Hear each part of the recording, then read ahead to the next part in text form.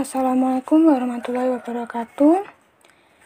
Pada mata kuliah kajian kurikulum dan pengembangan matematika, kelompok kami akan menjelaskan tentang konsep kurikulum 2013.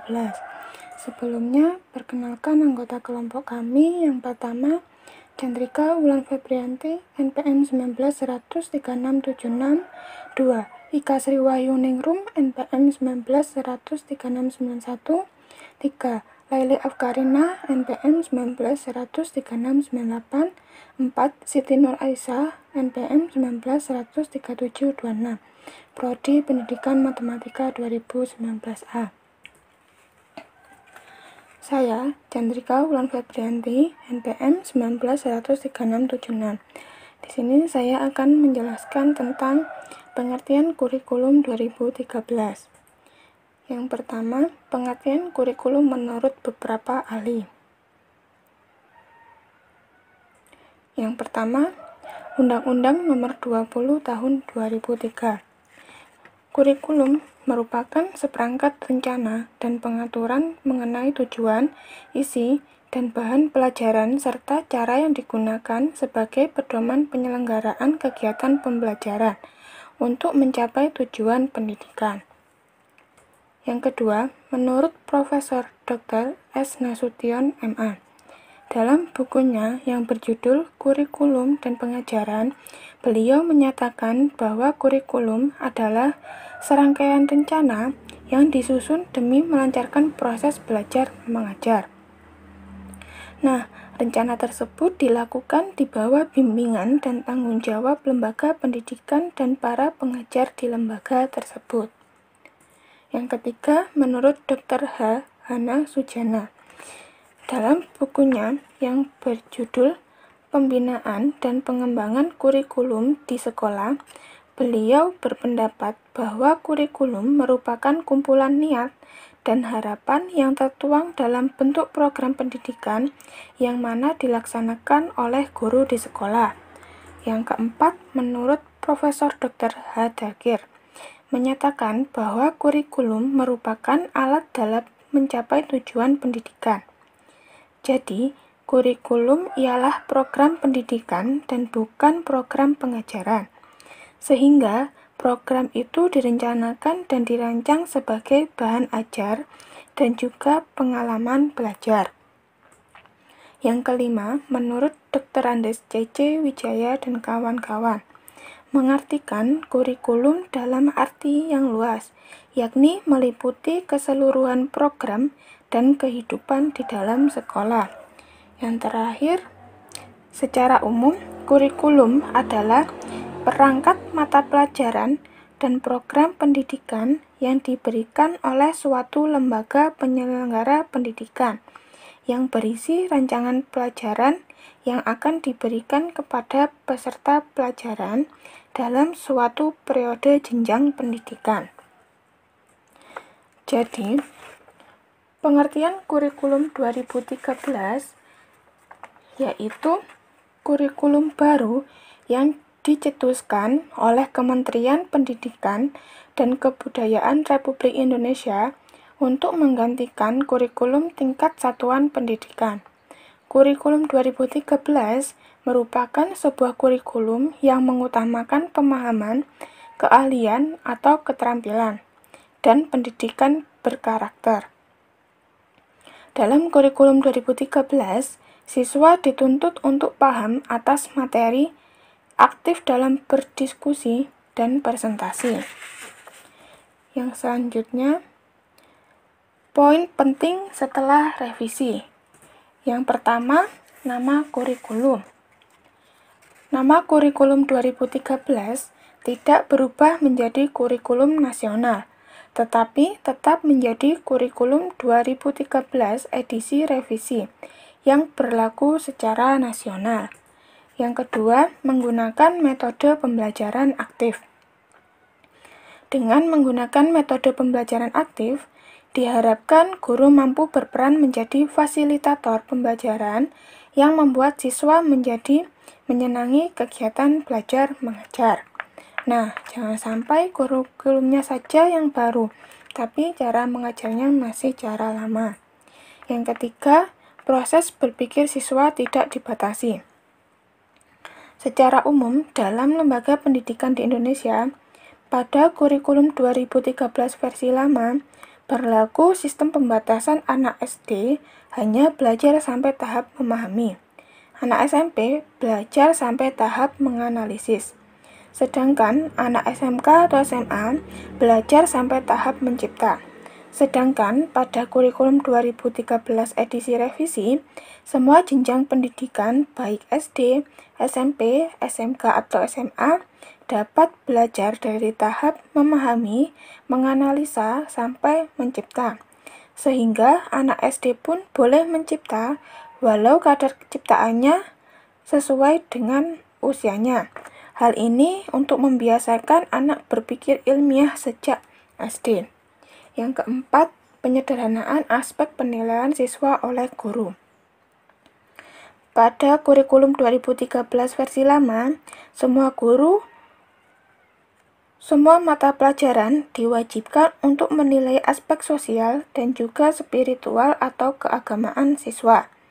Nah, pada kurikulum 2013 edisi revisi, penilaian aspek sosial dan keagamaan siswa hanya dilakukan oleh guru PKN dan guru pendidikan agama atau budi pekerti, kemudian hasilnya diserahkan kepada wali kelas.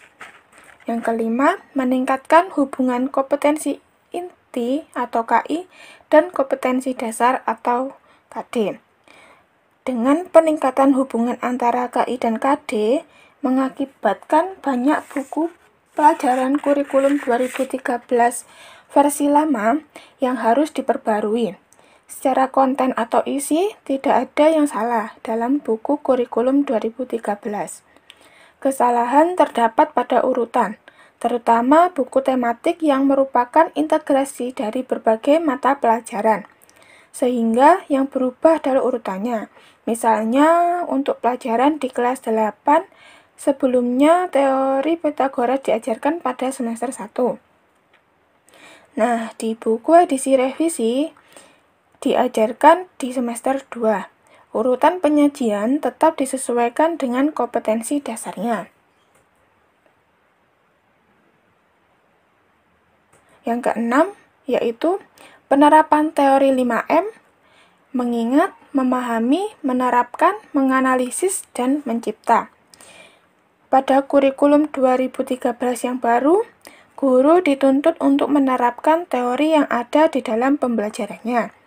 Sehingga guru tidak sekedar berteori saja, namun dapat mempraktekannya.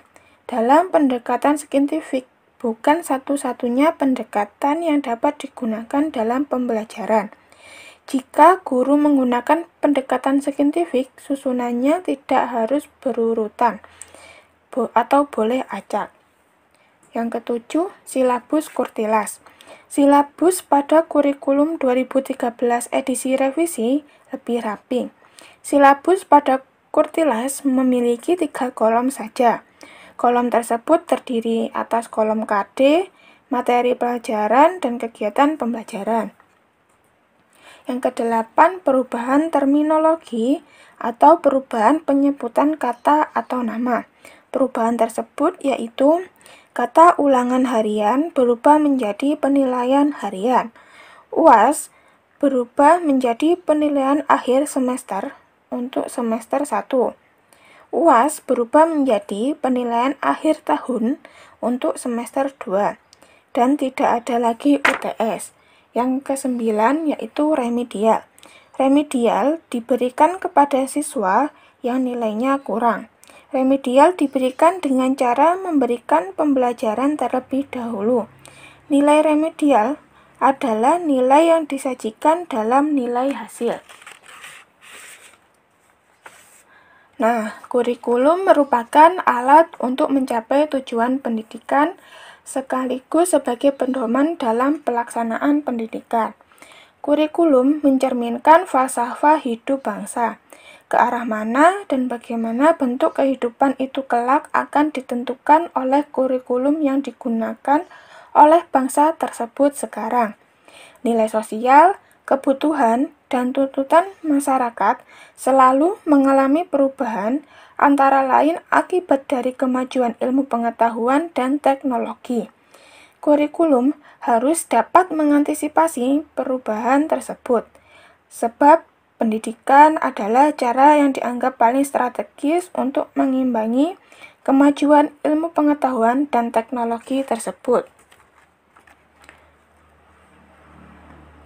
Dan pada tahun 2020, Menteri Pendidikan melakukan penyederhanaan kurikulum selama masa pandemi.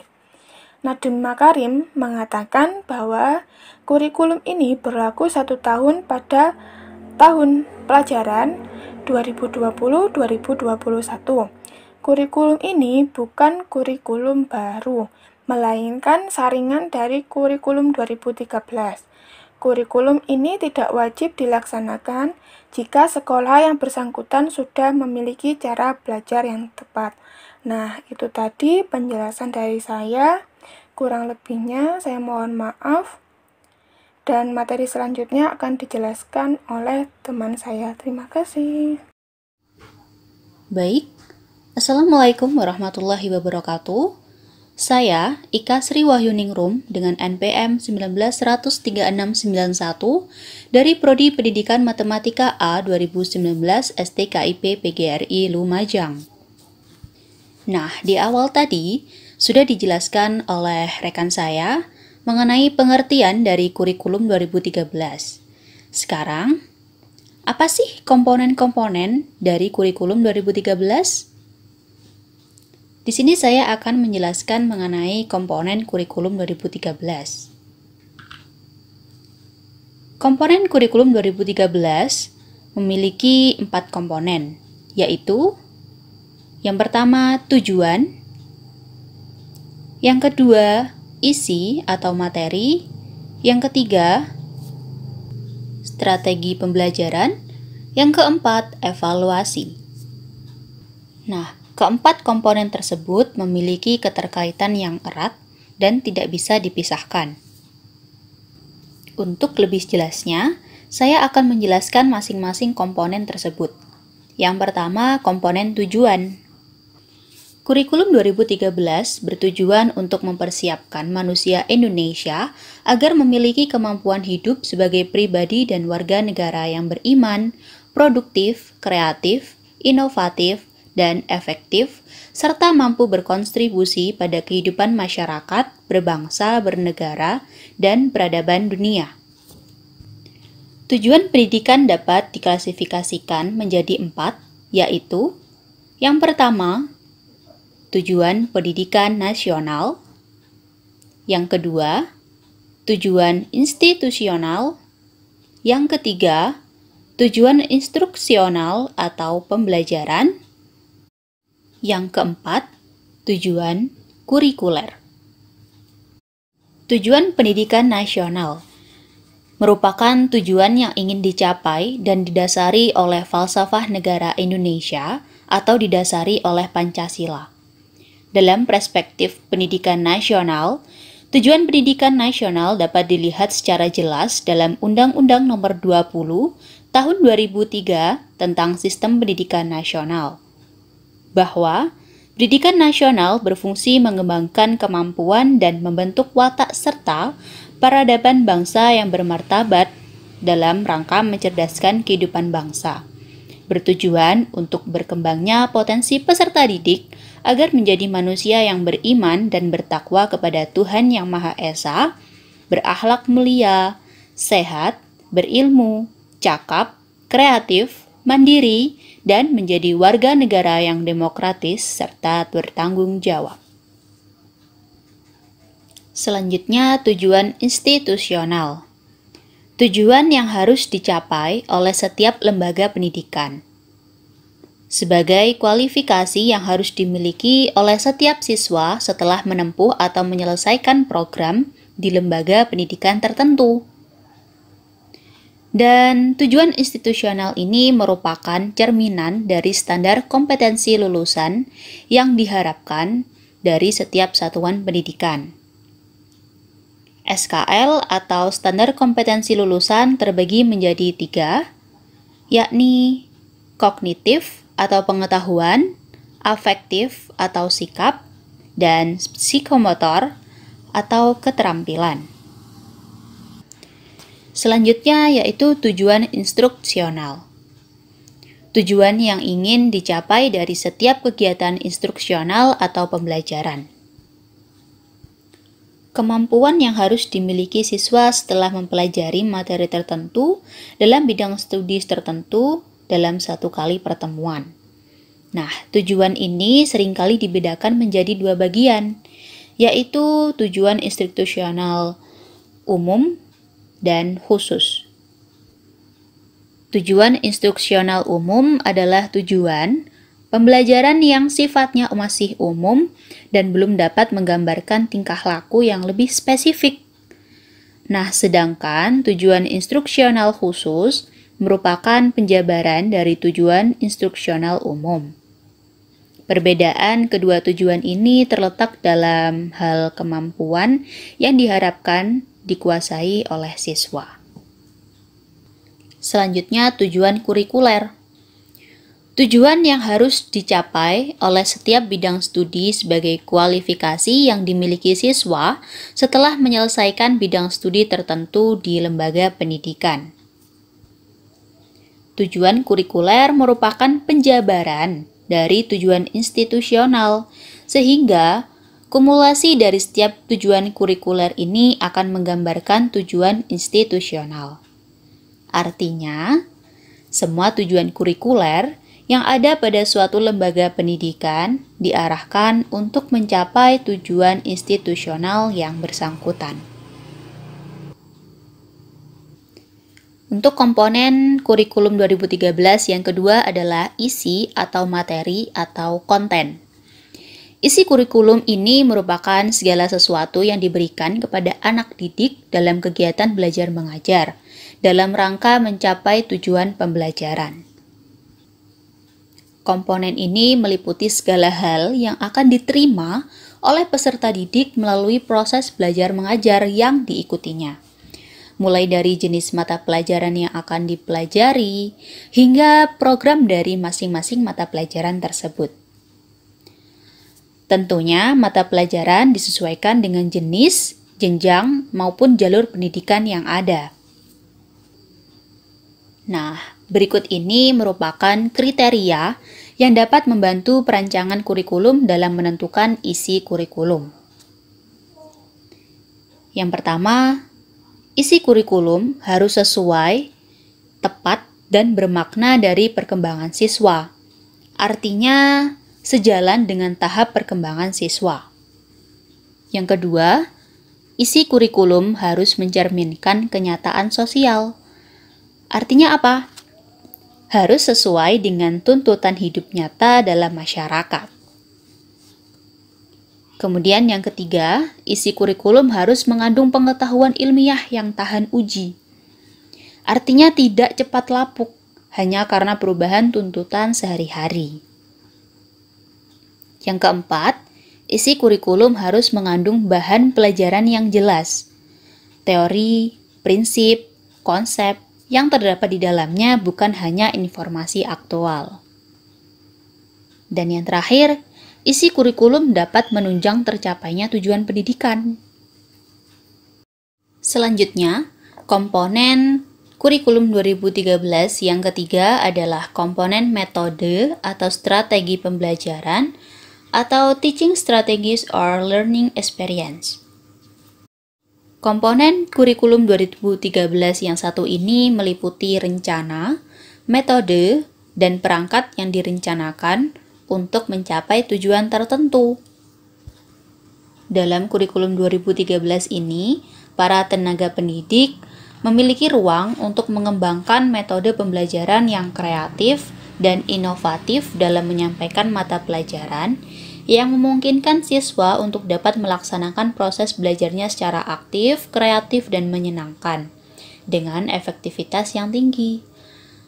Pemilihan atau pembuatan metode atau strategi dalam menjalankan kurikulum yang telah dibuat haruslah sesuai dengan materi yang akan diberikan dan tujuan yang ingin dicapai. Selanjutnya, komponen yang keempat atau yang terakhir, yaitu komponen evaluasi. Komponen yang memiliki fungsi pada proses pemberian penilaian dari proses pembelajaran yang sudah terjadi.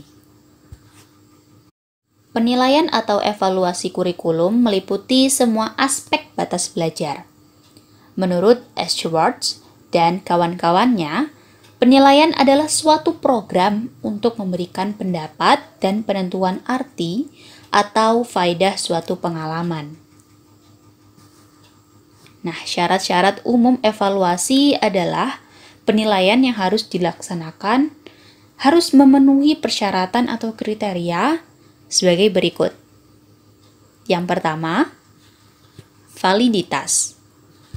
Artinya validitas apa? Artinya evaluasi harus benar-benar mengukur apa yang hendak diukur. Nah, yang kedua, mempunyai reliabilitas. Artinya menunjukkan ketetapan hasilnya. Dengan kata lain, orang yang akan dites itu akan mendapat skor yang sama bila dites kembali dengan alat uji yang sama. Kemudian yang ketiga, efisiensi. Artinya suatu alat evaluasi sedapat mungkin dipergunakan tanpa membuang waktu dan uang yang banyak. Yang keempat, kepraktisan atau kegunaan. Artinya alat evaluasi harus berguna, yaitu untuk memperoleh keterangan tentang siswa atau peserta didik. Jadi, evaluasi hasil belajar adalah keseluruhan kegiatan pengukuran dan pengumpulan data dan informasi, pengolahan, penafsiran, dan pertimbangan untuk membuat keputusan tentang tingkat hasil belajar yang akan dicapai oleh siswa setelah melakukan kegiatan belajar dalam upaya mencapai tujuan pembelajaran yang telah ditetapkan. Jadi, kesimpulan dari materi yang telah saya sampaikan mengenai komponen kurikulum 2013, di sini peran pendidik mengcover keempat komponen tersebut dan tidak hanya memahami saja. Dalam pembelajaran, pendidik juga harus mengakomodasi semua komponen dan menggunakan rambu-rambu yang sudah ditetapkan oleh Permendikbud atau dalam Permendikbud. Sekian penjelasan dari saya. Selanjutnya akan dijelaskan oleh rekan saya. Terima kasih. Assalamualaikum warahmatullahi wabarakatuh. Saya Laili Afkarina, NPM 191003698. Di sini saya akan melanjutkan pemaparan materi yang sudah dijelaskan oleh teman saya sebelumnya. Kita sampai pada poin silabus. Apa itu silabus? Silabus menurut Kunandar adalah rencana pembelajaran pada suatu dan atau kelompok mata pelajaran atau tema tertentu yang mencakup standar kompetensi, kompetensi dasar, materi pokok atau pembelajaran, kegiatan pembelajaran, indikator pencapaian kompetensi untuk penilaian, alokasi waktu, dan sumber belajar. Menurut Yulailawati 2004, dalam bukunya yang berjudul Kurikulum dan Pembelajaran, Filosofi, Teori, dan Aplikasi, silabus adalah seperangkat rencana serta pengaturan pelaksanaan pembelajaran dan penilaian yang disusun secara sistematis, yang memuat tentang komponen-komponen yang saling berkaitan dalam mencapai penguasaan kompetensi dasar. Dan yang ketiga, menurut Permendikbud nomor 22 tahun 2016, silabus merupakan acuan penyusunan kerangka pembelajaran untuk setiap bahan kajian mata pelajaran. Yang selanjutnya, manfaat silabus. Menurut Siti Aisyah pada penelitiannya tahun 2011 tentang manfaat silabus dan RPP dalam pembelajaran, setidaknya ada 4 manfaat silabus diantaranya sebagai berikut. Yang pertama, sebagai pedoman atau acuan pengembangan pembelajaran lebih lanjut, seperti dalam penyusunan RPP, pengelolaan kegiatan pembelajaran, penyediaan sumber belajar, dan juga pengembangan sistem penilaian. Yang kedua, memberikan gambaran mengenai pokok-pokok program yang akan dicapai dalam suatu mata pelajaran. Yang ketiga, sebagai ukuran dalam melakukan penilaian keberhasilan suatu program pembelajaran. Dan yang keempat, sebagai dokumen tertulis atau written document, sebagai akuntabilitas suatu program pembelajaran. Selanjutnya, apa saja isi dalam silabus? Menurut Permendikbud nomor 22 tahun 2016, setidaknya silabus paling sedikit memuat 10 poin. Yang pertama, identitas mata pelajaran. Yang kedua, identitas sekolah, meliputi nama satuan pendidikan dan kelas. Yang ketiga, kompetensi inti. Kompetensi inti merupakan gambaran secara kategorial mengenai kompetensi dalam aspek sikap, pengetahuan, dan keterampilan yang harus dipelajari peserta didik untuk jenjang sekolah, kelas, dan mata pelajaran. Yang keempat, kompetensi dasar. Kompetensi dasar merupakan kemampuan spesifik yang mencakup sikap, pengetahuan, dan keterampilan yang terkait muatan atau mata pelajaran. Yang kelima, tema. Tema ini dikhususkan untuk SD atau MI, atau SDLB atau paket A. Yang keenam, materi pokok. Materi pokok ini memuat fakta, konsep, prinsip, dan prosedur yang relevan, yang ditulis dalam bentuk butir-butir sesuai dengan rumusan indikator pencapaian kompetensi. Yang ketujuh, pembelajaran. Pembelajaran yaitu kegiatan yang dilakukan oleh pendidik dan peserta didik untuk mencapai kompetensi yang diharapkan. Dan yang kedelapan, penilaian. Penilaian ini merupakan proses pengumpulan dan pengolahan informasi untuk menentukan pencapaian hasil belajar peserta didik. Penilaian dapat berupa praktek dan juga ujian. Yang kesembilan, alokasi waktu. Alokasi waktu ini sesuai dengan jumlah jam pelajaran dalam struktur kurikulum untuk 1 semester atau 1 tahun. Dan yang ke-10, sumber belajar. Sumber belajar ini dapat berupa buku, media cetak, dan elektronik, alam sekitar, atau sumber belajar lain yang relevan. Yang membedakan silabus 2013 dengan silabus 2013 revisi adalah di mana silabus 2013 revisi ini lebih ramping saja pada kolomnya. Kolom ini terdiri dari 3 kolom yang memuat kompetensi dasar, materi pembelajaran, dan kegiatan pembelajaran.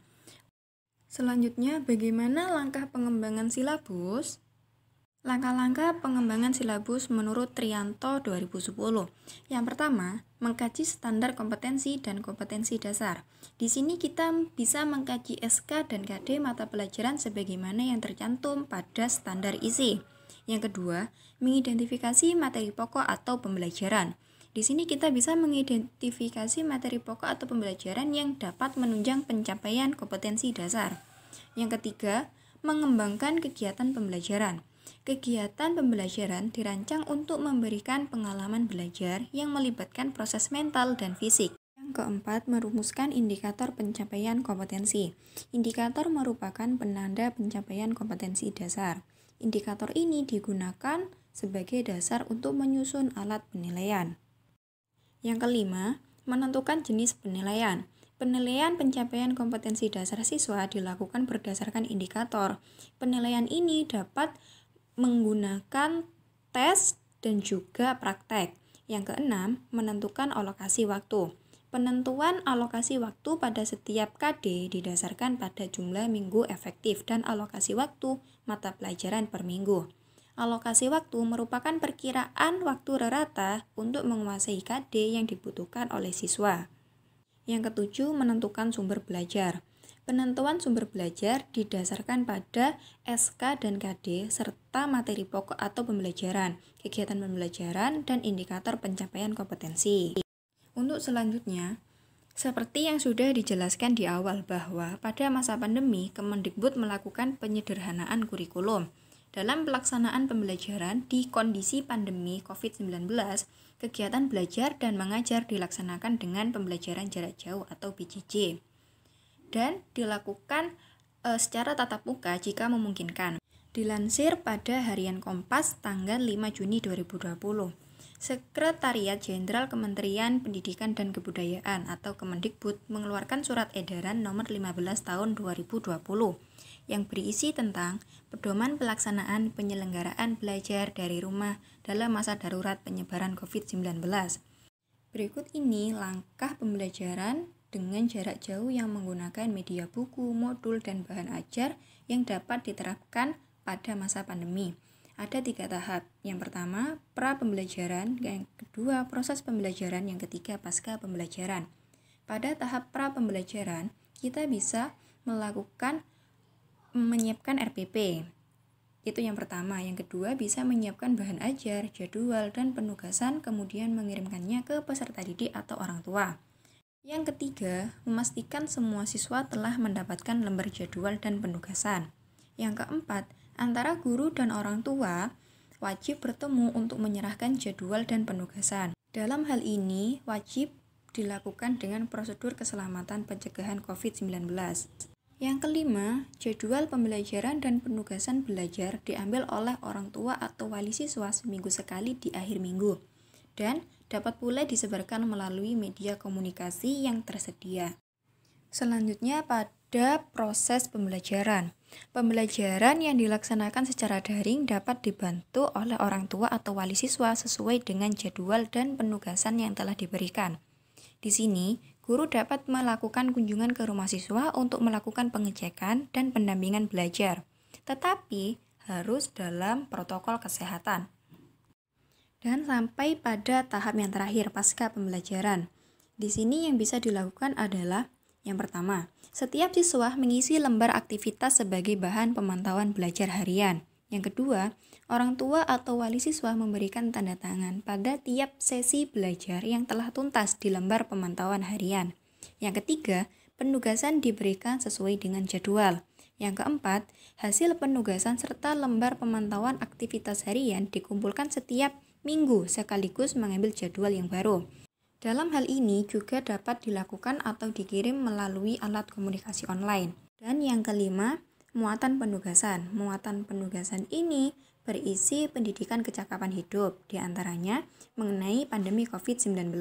Selain itu, perlu dipastikan adanya konten rekreasional dan ajakan melakukan olahraga atau kegiatan fisik dalam upaya menjaga kesehatan mental dan fisik siswa selama periode belajar dari rumah. Itulah penjelasan dari saya. Untuk materi selanjutnya akan dijelaskan oleh teman saya berikut ini. Perkenalkan, saya Siti Nur Aisyah dengan NPM 193726. Di sini, saya akan melanjutkan materi yang sudah dijelaskan oleh teman saya. Saya akan membahas tentang standar proses pendidikan. Ada 3 subbab, yakni pengertian standar proses pendidikan, prinsip pembelajaran, dan implementasi standar proses kurikulum 2013. Yang pertama, pengertian standar proses pendidikan. Menurut Permendikbud nomor 65 tahun 2013, standar proses adalah kriteria mengenai pelaksanaan pembelajaran pada satu satuan pendidikan untuk mencapai standar kompetensi lulusan. Standar proses pendidikan berfungsi sebagai alat untuk mencapai tujuan pendidikan, yakni kompetensi yang harus dicapai dalam upaya pendidikan. Oleh karena itu, bagaimanapun bagus dan idealnya suatu rumusan kompetensi, pada akhirnya keberhasilannya sangat tergantung pada pelaksanaan pembelajaran yang dilakukan oleh guru. Berkaitan dengan hal tersebut, standar proses berfungsi sebagai alat untuk mencapai tujuan pendidikan, serta program yang harus dilaksanakan oleh guru dan siswa dalam proses pembelajaran untuk mencapai tujuan pendidikan. Yang kedua, prinsip pembelajaran. Menurut Permendikbud nomor 65 tahun 2013, menjelaskan bahwa sesuai dengan standar kompetensi lulusan dan standar isi, maka prinsip pembelajaran yang digunakan adalah 1. Dari siswa diberitahu menuju siswa mencari tahu. Kedua, dari siswa sebagai satu-satunya sumber belajar menjadi belajar berbasis aneka sumber belajar. Yang ketiga, dari pendekatan tekstual menuju proses sebagai penguatan penggunaan pendekatan ilmiah. Yang keempat, dari pembelajaran berbasis konten menuju pembelajaran berbasis kompetensi. Yang kelima, dari pembelajaran parsial menuju pembelajaran terpadu. Yang keenam, dari pembelajaran yang menekankan jawaban tunggal menuju pembelajaran dengan jawaban yang kebenarannya multidimensi. Yang ketujuh, dari pembelajaran verbalisme menuju keterampilan aplikatif. 8. Peningkatan dan keseimbangan antara keterampilan fisikal atau hard skill dan keterampilan mental atau soft skill. 9. Pembelajaran yang mengutamakan pembudayaan dan pemberdayaan siswa sebagai pembelajar sepanjang hayat. 10. Pembelajaran yang menerapkan nilai-nilai dengan memberi keteladanan, membangun kemauan, dan mengembangkan kreativitas siswa dalam proses pembelajaran. 11. Pembelajaran yang berlangsung di rumah, di sekolah, dan di masyarakat. 12. Pembelajaran yang menerapkan prinsip bahwa siapa saja adalah guru, siapa saja adalah siswa, dan di mana saja adalah kelas. 13. Pemanfaatan teknologi informasi dan komunikasi untuk meningkatkan efisiensi dan efektivitas belajar. Dan terakhir, pengakuan atas perbedaan individu dan latar belakang budaya siswa. Untuk subbab terakhir, kita membahas tentang implementasi standar proses kurikulum 2013. Standar proses pendidikan merupakan jantung dalam sistem pendidikan. Bagaimanapun bagus dan idealnya standar kompetensi lulusan, serta lengkapnya standar isi, tanpa diimplementasikan ke dalam proses pendidikan, maka semuanya tidak akan berarti apa-apa. Implementasi standar proses kurikulum 2013 yang meliputi: pertama, perencanaan proses pembelajaran. Perencanaan proses pembelajaran meliputi pembuatan silabus, rencana pelaksanaan pembelajaran atau RPP, yang memuat identitas mata pelajaran, standar kompetensi atau SK, kompetensi dasar atau KD, indikator pencapaian kompetensi, tujuan pembelajaran, materi ajar, alokasi waktu, metode pembelajaran, kegiatan pembelajaran, penilaian hasil belajar, dan sumber belajar. Yang kedua, pelaksanaan proses belajar mengajar. Dalam pelaksanaan proses belajar mengajar, diperlukan adanya kemampuan dan kompetensi yang dimiliki oleh guru untuk dapat melaksanakan proses belajar mengajar. Kemampuan guru dalam melaksanakan pengajaran meliputi membuka pelajaran, penyampaian materi, penggunaan metode mengajar, penggunaan media pembelajaran, pengelolaan kelas, melaksanakan penilaian serta menutup pelajaran. Dan yang terakhir, pelaksanaan penilaian hasil belajar. Penilaian hasil belajar merupakan proses memberikan nilai kepada siswa dengan tujuan untuk melihat kemajuan belajar peserta didik dalam hal menguasai materi pembelajaran yang telah dipelajari sesuai dengan tujuan yang telah ditetapkan. Pelaksanaan penilaian hasil belajar adalah kemampuan yang dimiliki oleh guru untuk dapat melakukan penilaian hasil belajar siswa, mulai dari merencanakan penilaian sampai dengan membuat laporan hasil penilaian. Sekian presentasi dari kelompok kami. Jika ada salah kata, kami mohon maaf. Terima kasih. Wassalamualaikum warahmatullahi wabarakatuh.